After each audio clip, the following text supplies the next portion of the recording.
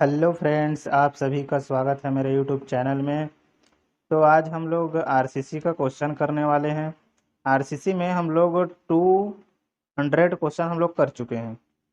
200 question कर चुके हैं, जिसमें से हम लोगों का फर्स्ट वाला टॉपिक का क्वेश्चन कंप्लीट हो चुका है और सेकंड वाला टॉपिक का लगभग आधा क्वेश्चन कंप्लीट हो गया है।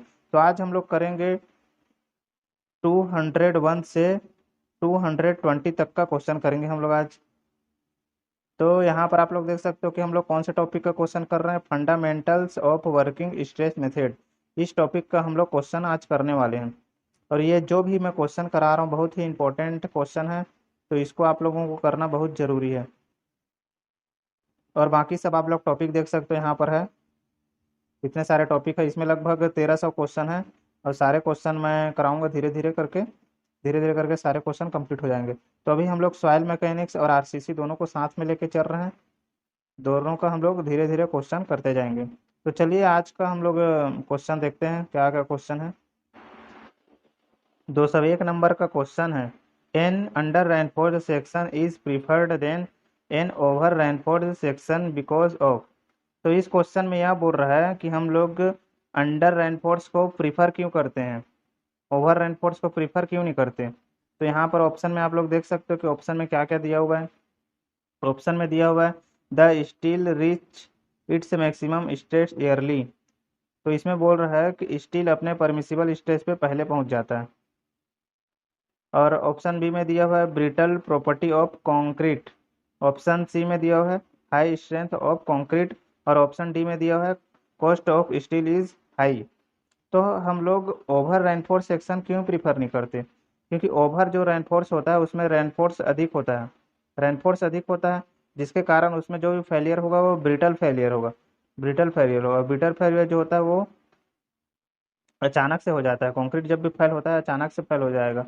इस कारण हम लोग ओवर रेनफोर्स को हम लोग प्रीफर नहीं करते। तो ओवर रेनफोर्स हम लोग क्यों प्रीफर नहीं करते, यहाँ पर देख सकते हो कि ऑप्शन बी इसका करेक्ट हो जाएगा, brittle property of the concrete. तो इसका करेक्ट आंसर होगा ऑप्शन बी करेक्ट होगा। नेक्स्ट क्वेश्चन पे चलते हैं। The ultimate strength of a balance reinforced concrete beam is proportional to. तो जो इस क्वेश्चन में क्या पूछा है, अल्टीमेट स्ट्रेंथ पूछा है किस कंडीशन में, बैलेंस रेनफोर्स कंक्रीट बीम के कंडीशन में, मतलब बैलेंस के कंडीशन में अपने को अल्टीमेट स्ट्रेंथ पूछा हुआ है। तो मैं पहले भी बताया हूँ अंडर रेनफोर्स और ओवर रेनफोर्स के कंडीशन में मैं बताया था, दोनों के कंडीशन में बता चुका हूँ। और यहाँ पर बैलेंस के कंडीशन में पूछा है। तो बैलेंस के कंडीशन में हम लोग क्रशिंग स्ट्रेंथ ऑफ कंक्रीट और टेंसाइल स्ट्रेंथ ऑफ स्टील दोनों को हम लोग अल्टीमेट स्ट्रेंथ के रूप में ले सकते हैं, मतलब दोनों के प्रोपोर्शनल होगा। दोनों में से किसी एक को भी ले लेंगे, क्योंकि यहाँ पर जो बैलेंस सेक्शन होगा तो बैलेंस सेक्शन में जो दोनों अपने परमिसिबल स्ट्रेस पे साथ साथ पहुंचेंगे। तो यहाँ पर ऑप्शन में आप लोग देख सकते हो, ऑप्शन ए दिया हुआ है crushing strength of the concrete, तो ये तो करेक्ट हो जाएगा। ऑप्शन बी दिया हुआ है tensile strength of the concrete, ये गलत हो जाएगा। और ऑप्शन सी दिया हुआ है टेंसाइल स्ट्रेंथ ऑफ स्टील, तो ये भी करेक्ट हो जाएगा। और ऑप्शन सी में देख लेते हैं क्या दिया हुआ है, ऑप्शन डी में देखते हैं crushing strength of the concrete and tensile strength of the steel. तो इसका करेक्ट आंसर हो जाएगा ऑप्शन डी करेक्ट हो जाएगा। ऑप्शन डी करेक्ट हो जाएगा, ये दोनों भी करेक्ट हैं। बस करेक्ट ऑप्शन होगा ऑप्शन डी, इसका करेक्ट होगा। नेक्स्ट क्वेश्चन पे चलते हैं। The neutral axis of the reinforced beam passes through.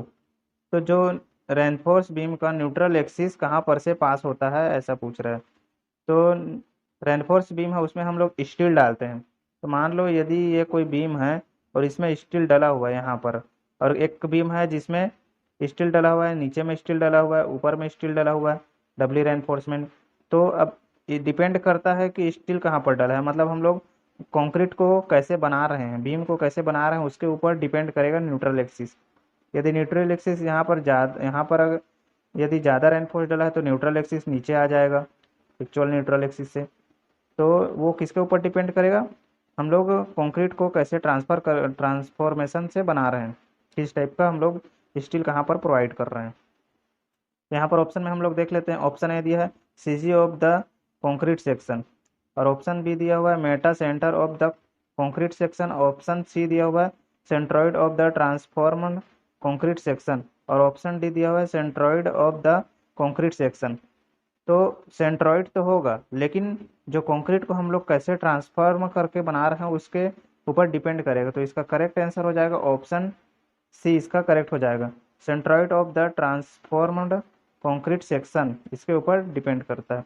तो उसको कैसे हम लोग बना रहे हैं कंक्रीट को, उसके ऊपर डिपेंड करेगा उसका न्यूट्रल एक्सिस। नेक्स्ट क्वेश्चन पे चलते हैं।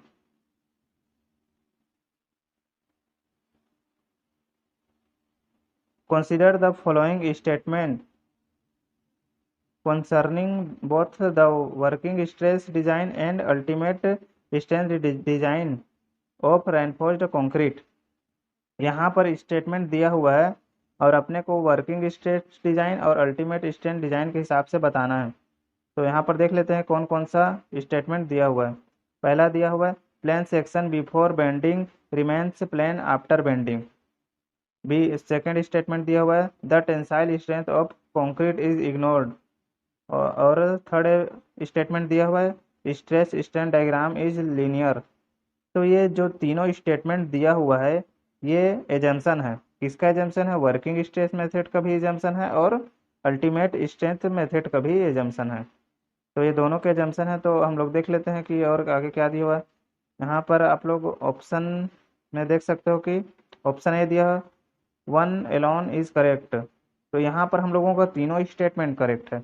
तो इसका करेक्ट आंसर कौन सा होगा, तो आगे देख लेते हैं। और ऑप्शन में दिया होगा ऑप्शन यहाँ पर आप लोग सी देख सकते हो कि 1 और 2 और 3 आर करेक्ट दिया हुआ। तो ये इसका करेक्ट आंसर होगा क्योंकि वहाँ पर जो तीनों स्टेटमेंट दिया हुआ है वो तीनों करेक्ट है। चलिए नेक्स्ट क्वेश्चन पे चलते हैं।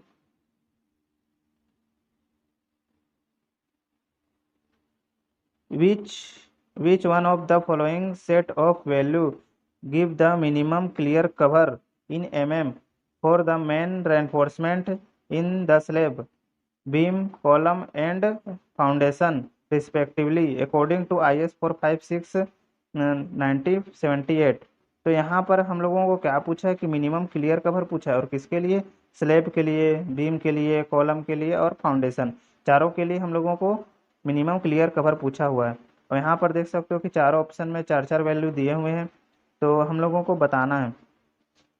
तो आप लोगों को मैं पहले भी बताया था कि जो स्लेब होता है उसमें हम लोग मिनिमम क्लियर कवर कितना देते हैं? 15 देते हैं, और बीम में 25, और कॉलम में 40, और फाउंडेशन में 75 तक का देते हैं। तो यहाँ पर आप लोग ऑप्शन में देख सकते हो कि ऑप्शन सी देख सकते हो, इसका सी करेक्ट हो जाएगा 15, 25, 40, 75। ठीक है, नेक्स्ट क्वेश्चन पे चलते हैं। The stress caused by different load can be superimposed in। तो डिफरेंट लोड लग रहा है तो उसको हम लोग सुपर इम्पोज कैसे कर सकते हैं, मतलब उसको कैसे हटा सकते हैं? तो जब भी मतलब कोई स्ट्रक्चर में डिफरेंट टाइप का लोड लग रहा है तो उसको हम लोग कैसे हटा सकते हैं? तो उसको हम लोग वर्किंग स्ट्रेस डिजाइन करके हम लोग उसको हटा सकते हैं। तो इसका करेक्ट आंसर हो जाएगा ऑप्शन ए। यहाँ पर आप लोग देख सकते हो कि वर्किंग स्ट्रेस डिजाइन दिया हुआ है, तो ए इसका करेक्ट आंसर हो जाएगा।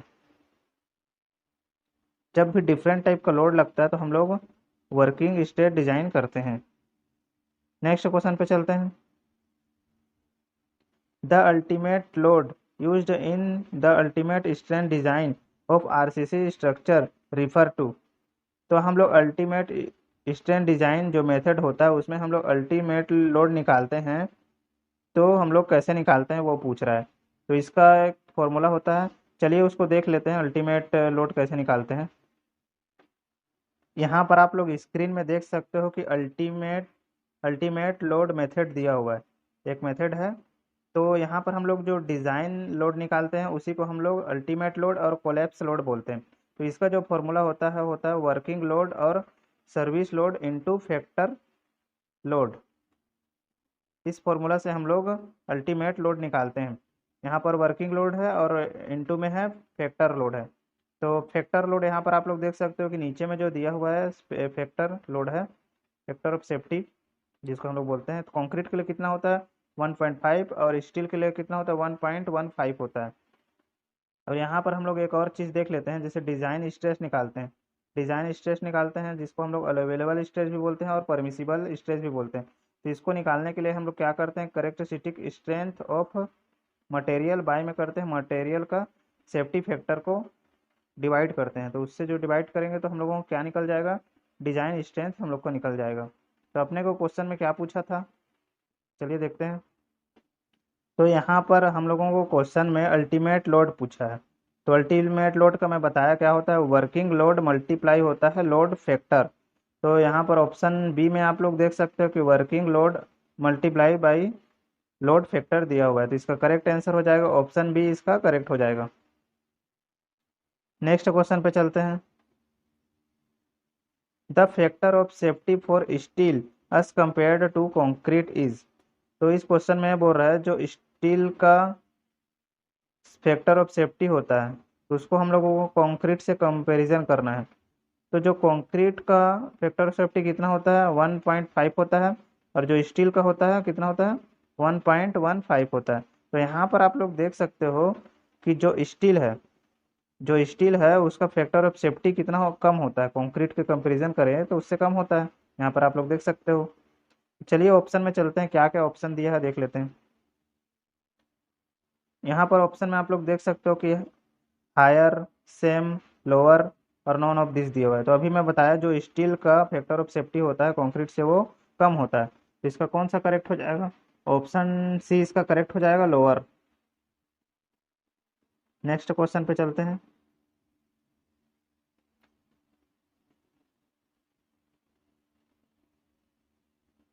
If the depth of actual neutral axis is less than the depth of critical neutral axis then the beam is called. तो इस क्वेश्चन में ये बोल रहा है जो एक्चुअल न्यूट्रल एक्सिस जो है वो क्रिटिकल न्यूट्रल एक्सिस से कम है, तो उसको हम लोग को कौन सा बीम बोलेंगे उसको। तो यहाँ पर ऑप्शन में आप लोग देख सकते हो कि बैलेंस बोलेंगे, बैलेंस बीम की अंडर रेनफोर्स बीम की ओवर रेनफोर्स बीम की नॉन ऑफ द अबव। तो जो इसमें क्या है, एक्चुअल जो न्यूट्रल एक्सिस है वो कम है किससे, क्रिटिकल न्यूट्रल एक्सिस से। तो क्रिटिकल न्यूट्रल एक्सिस से कम है तो हम लोग इसको अंडर रेनफोर्स बोलेंगे, तो इसका करेक्ट आंसर हो जाएगा ऑप्शन बी, इसका करेक्ट हो जाएगा अंडर रेनफोर्स बीम। मैं आप लोगों को पहले बताया हूँ कि यदि एक्चुअल है वो कम है किससे, क्रिटिकल से, तो ये अंडर हो जाएगा। और यदि एक्चुअल जो है वो अधिक है किससे, क्रिटिकल से, तो ये हो जाएगा ओवर रेनफोर्समेंट। यदि दोनों इक्वल हैं तो उसको हम लोग बोलेंगे बैलेंस सेक्शन। ये सारी चीज़ें मैं पहले ही बता चुका हूँ, ठीक है। तो इसका करेक्ट आंसर हो जाएगा ऑप्शन बी, इसका करेक्ट होगा। नेक्स्ट क्वेश्चन पे चलते हैं।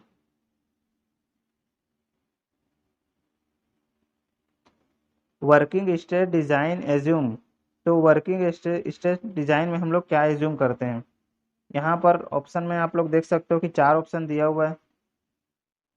तो वर्किंग स्ट्रेस में हम लोग क्या डिजाइन करते हैं, जो भी आल टाइप के लोड लग रहे हैं, वो जो डिफरेंट टाइप के लोड लग रहे हैं उसको हम उसमें डिफ्लेक्शन जो होता है उसमें उससे जो डिफ्लेक्शन होगा, आल टाइप के लोड लग रहे हैं तो उससे जो डिफ्लेक्शन होगा उसको हम लोग फुल्ली रिकवर कर सकते हैं। ऐसा हम लोग एज्यूम करके किस में चलते हैं, वर्किंग स्ट्रेस मेथड में हम लोग ऐसा एज्यूम करके चलते हैं। तो यहाँ पर आप लोग ऑप्शन में देख सकते हो, ऑप्शन ए दिया हुआ है partially recovery of deflection caused during some load condition, तो ये गलत हो जाएगा क्योंकि फुल्ली रिकवर हो जाता है उसमें। ऑप्शन बी में देख सकते हो कि fully recovery of deflection caused during some load condition, इसमें सम लोड कंडीशन दिया हुआ है, उसमें आल टाइप के जो लोड रहते हैं उसको हम लोग रिकवर कर लेते हैं, और तो ये गलत हो जाएगा। ऑप्शन सी में देख सकते हो कि partially recovery of deflection caused in all type of load condition, तो ये पार्शियली नहीं फुल्ली रिकवर कर लेता, तो ये भी गलत हो जाएगा। ऑप्शन डी में आप लोग देख सकते हो कि fully recovery of deflection caused in all type of load condition, तो ये इसका करेक्ट हो जाएगा, ऑप्शन डी इसका करेक्ट होगा। नेक्स्ट क्वेश्चन पे चलते हैं। कंसीडर द फॉलोइंग स्टेटमेंट, यहाँ पर 2 स्टेटमेंट दिया हुआ है ए एंड बी। तो चलिए देख लेते हैं क्या क्या स्टेटमेंट दिया हुआ है, इसको थोड़ा जूम कर लेता हूँ मैं। पहला है the behaviour of a over reinforce beam is more ductile than that of an under reinforced beam. तो इसमें क्या बोल रहा है कि जो ओवर रेनफोर्स होता है वो अधिक डक्टाइल होता है, किसके कंपैरिजन में, अंडर रेनफोर्स बीम के कंडीशन में अधिक डक्टाइल होता है। तो ये तो करेक्ट है, अधिक डक्टाइल होता है। अब देख लेते हैं रीजन में क्या दिया हुआ है। ओवर रेनफोर्स बीम कंडीशन मोर स्टील। अब देखो यहाँ पर क्या लिखा है, जो ओवर रेनफोर्स बीम होता है उसमें अधिक स्टील होता है, तो इस कारण से ये वो अधिक डक्टाइल होता है, ऐसा इसमें लिखा हुआ है। तो ये भी करेक्ट है। अब इसमें ऑप्शन क्या क्या दिया हुआ है वो देख लेते हैं हम लोग। ऑप्शन यहाँ पर ऑप्शन ए में आप लोग देख सकते हो कि both A and are true, दोनों तो करेक्ट हैं। बट और आगे देख लेते हैं। And R is the correct explanation of A. तो बोल रहा है आर जो है अच्छा एक्सप्लेन कर रहा है, किसके कंपैरिजन में, ए के कंपैरिजन में। तो देखते हैं ए आर में क्या है। आर में देखो, आर में क्या लिखा है, over reinforce beam contain more steel and steel is more ductile than concrete. तो ये अच्छा एक्सप्लेन कर रहा है इसमें। जैसे इसमें ये बता रहा है कि जो बीम होता है, ओवर रेनफोर्समेंट बीम होता है, उसमें स्टील का क्वांटिटी अधिक रहता है और स्टील जो है वो अधिक डक्टाइल होता है। इस कारण जो ओवर रेनफोर्समेंट बीम है वो अधिक डक्टाइल होगा अंडर रेनफोर्समेंट बीम के कंडीशन में। तो इसका करेक्ट हो जाएगा ऑप्शन ए, इसका करेक्ट हो जाएगा। Both A and are true and R is the correct explanation of A. ठीक है, दोनों सही हैं बट आर जो है वो अच्छा एक्सप्लेन कर पा रहा है। बाकी ये तो ऑप्शन गलत हो जाएगा, ऑप्शन ए सही है। तो नेक्स्ट क्वेश्चन पे चलते हैं।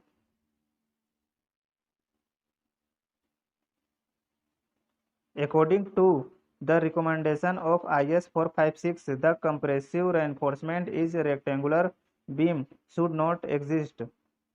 तो इसमें क्या बोल रहा है, आई एस 456 के अनुसार जो कंप्रेसिव रेनफोर्समेंट हम लोग देते हैं बीम में, वो किससे अधिक नहीं होना चाहिए। यहाँ पर आप लोग ऑप्शन में देख सकते हो क्या क्या दिया हुआ है। तो पहले हम लोग देख लेते हैं कि कंप्रेसिव स्ट्रेंथ हम लोग कितना देते हैं। यहाँ पर आप लोग स्क्रीन में देख सकते हो कि मैक्सिमम एरिया ऑफ स्टील दिया हुआ है। हम लोग मैक्सिमम स्टील कितना यूज कर सकते हैं वो दिया हुआ है। तो इन टेंशन में, टेंशन के कंडीशन में कितना दिया है, 4% ऑफ BD। BD क्या है, यहाँ पर बी विड्थ ऑफ बीम है और डी क्या है, डेप्थ ऑफ बीम है। तो इसको हम लोग 4% ऑफ BD, और इसको ऐसे भी लिख सकते हैं 0.04 BD। और कंप्रेशन के कंडीशन में भी हम लोग 4% से अधिक यूज नहीं कर सकते। और यदि दोनों की बात किया जाए तो 8%, हम लोग 8% से अधिक यूज नहीं कर सकते। तो अपने को क्वेश्चन में क्या पूछा है, कंप्रेशन के लिए पूछा है। कंप्रेशन में हम लोग देख सकते हैं यहाँ पर 4% ऑफ BD। तो चलिए क्वेश्चन पे चलते हैं। यहाँ पर क्वेश्चन में आप लोग देख सकते हो कि किसके लिए पूछा है, कंप्रेशन रेनफोर्समेंट के लिए पूछा है।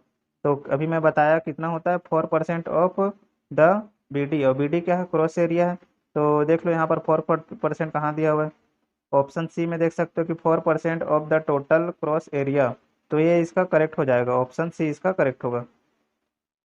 यदि इस क्वेश्चन में टेंशन के लिए भी पूछता तो उसका करेक्ट आंसर ऑप्शन सी ही करेक्ट होता। नेक्स्ट क्वेश्चन पे चलते हैं।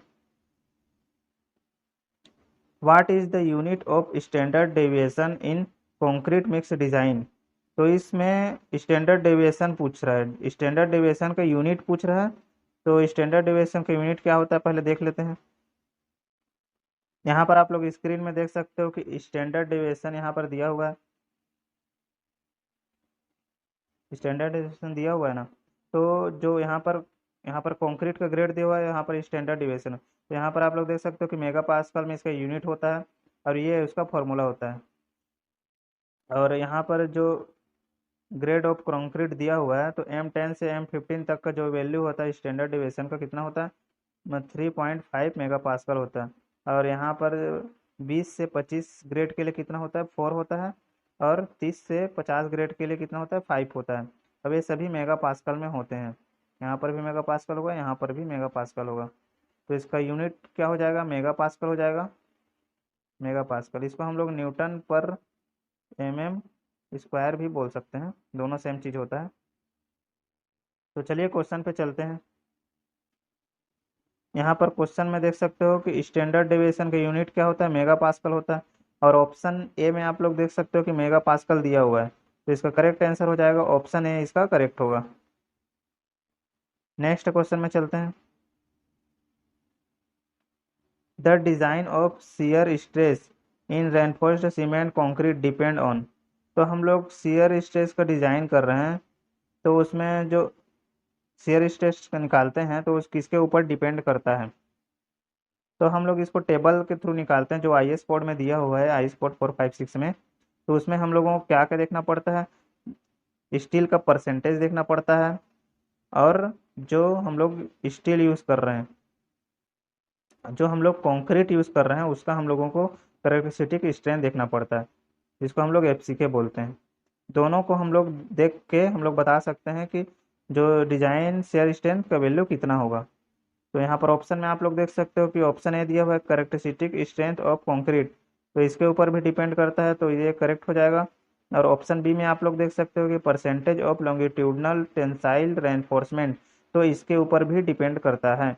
और ऑप्शन सी में आप लोग देख सकते हो कि कैरेक्टरिस्टिक स्ट्रेंथ ऑफ स्टील, तो स्टील का कैरेक्टरिस्टिक स्ट्रेंथ तो होता नहीं है, ये गलत हो जाएगा। और ऑप्शन डी है बोथ ए एंड बी, तो इसका एग्जैक्ट आंसर हो जाएगा ऑप्शन डी, इसका करेक्ट हो जाएगा। ए और बी दोनों करेक्ट है, ऑप्शन डी इसका करेक्ट होगा। नेक्स्ट क्वेश्चन पे चलते हैं। The total creep strain in concrete is directly proportional to. तो इस क्वेश्चन में क्या बोल रहा है कि जो क्रीप होता है कंक्रीट का, वो किसके प्रोपोर्शनल होता है। तो जो क्रीप होता है वो टाइम के साथ घटते जाता है, मतलब टाइम के ऊपर डिपेंड करता है, टाइम के ऊपर डिपेंड करता है। और इसमें कांस्टेंट लोड होता है, तो यदि वो लोड जो कांस्टेंट लगा हुआ है वो कितने टाइम तक के लिए लगा हुआ है उसके ऊपर डिपेंड करता है। तो ड्यूरेशन ऑफ लोडिंग के ऊपर डिपेंड करेगा। और यहाँ पर आप लोग ऑप्शन सी में देख सकते हो कि ड्यूरेशन ऑफ लोडिंग दिया हुआ है, ड्यूरेशन ऑफ लोडिंग दिया हुआ है, तो इसका करेक्ट आंसर हो जाएगा ऑप्शन सी, इसका करेक्ट हो जाएगा। नेक्स्ट क्वेश्चन पे चलते हैं। Working stress design assume. तो हम लोग वर्किंग स्ट्रेस डिजाइन जो होता है उसमें हम लोग क्या एज्यूम करके चलते हैं। और ऑप्शन में देख सकते हो कि ऑप्शन ए है elastic stress strain relation, option B है linear stress strain relation, option C है elastic and linear stress strain relation, और ऑप्शन डी है आइसोट्रोपिक मटेरियल। तो जो हम लोग वर्किंग स्ट्रेस मेथड का हम लोग जो यूज़ करते हैं उसमें हम लोग जो स्ट्रेस स्ट्रेस डायग्राम होता है वो लीनियर बनता है, और हम लोग उसको इलास्टिक लेके चलते हैं, तो इसका करेक्ट आंसर हो जाएगा ऑप्शन सी, इसका करेक्ट हो जाएगा, ऑप्शन सी इसका करेक्ट होगा, elastic and linear stress strain relation. Next question पे चलते हैं।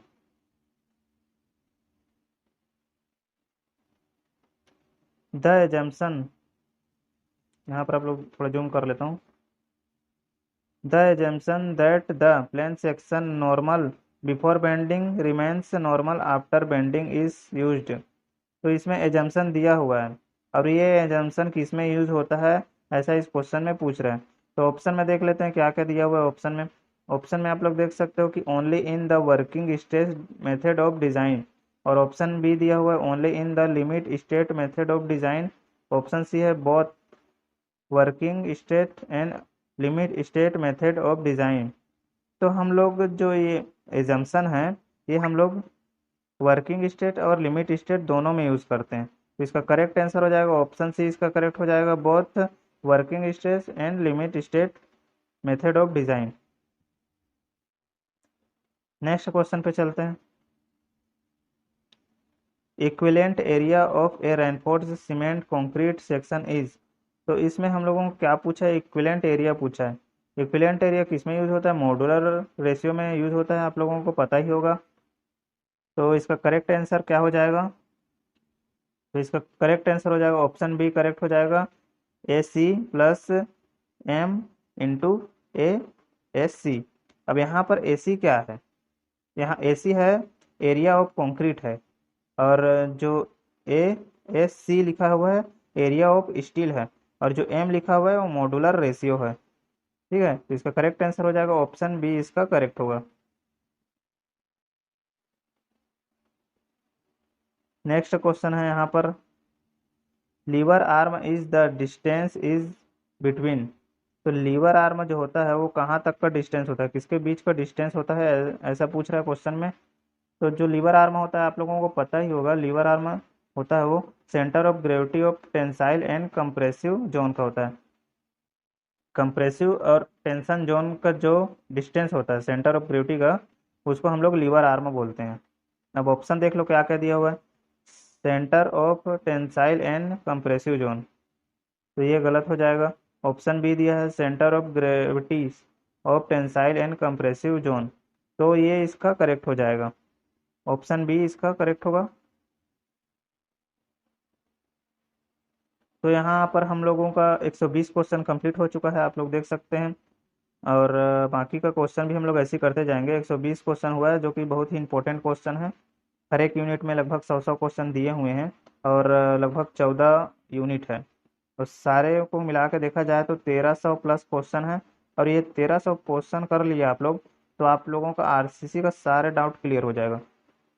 और जेई में यदि आरसीसी से क्वेश्चन पूछा जाएगा तो यहीं से क्वेश्चन पूछा जाएगा, भले डाटा को चेंज कर दिया जाए लेकिन क्वेश्चन तो यहीं से पूछा जाएगा। तो यह क्वेश्चन आप लोग जो 1300 क्वेश्चन कर रहे हैं बहुत इंपॉर्टेंट टाइप के क्वेश्चन, इतना क्वेश्चन तो आप लोगों को करना ही चाहिए। चाहे आप लोग एसएससी जेई की तैयारी कर रहे हो, चाहे आप लोग यूपीपीएससी की तैयारी कर रहे हो, या फिर जो भी जेई हो, जेई और एई की तैयारी कर रहे हैं, तो ये क्वेश्चन आप लोगों को जरूर करना चाहिए। तो चलिए आज का तो खत्म हो गया 120 क्वेश्चन। अब नेक्स्ट वीडियो में मिलते हैं जहां हम लोग करेंगे 200 एक 221 से 240 तक का क्वेश्चन करेंगे हम लोग। ठीक है, नेक्स्ट वीडियो में मिलते हैं। Okay bye.